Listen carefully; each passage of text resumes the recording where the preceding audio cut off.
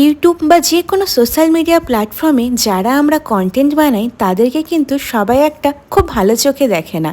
এদের মধ্যে কিন্তু আমাদের আপনজনেরাই তাদের কথার মাধ্যমে অনেক সময় বুঝিয়ে দেয় যে আমরা জীবনে কিছুই করতে পারিনি।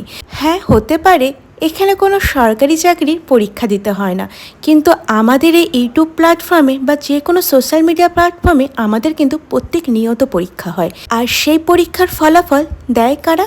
যারা আমাদের সাবস্ক্রাইব করে, আমাদেরকে ভালোবাসে। তো এখান থেকে মোটা অঙ্কের অর্থ উপার্জন না করতে পারলেও যেটুকু উপার্জন করেছি বা তোমাদের ভালোবাসা তো সেই উপার্জনকে আরও অনেকটাই বাড়িয়ে দিয়েছে।